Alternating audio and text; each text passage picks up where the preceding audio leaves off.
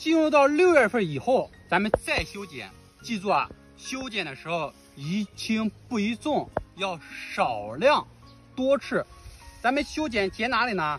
你像这种背上的徒长枝，留2、3片叶，没有复梢的回到复梢上，没有留2、3片叶。还有呢，内堂的过密枝，上部的打散枝。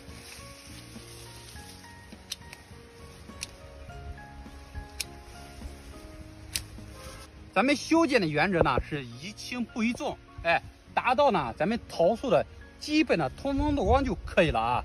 少量多次，过重的话它会导致咱们这种明年的优质结果枝条爆芽，一旦爆芽，花芽质量差，影响到咱们明年的结果。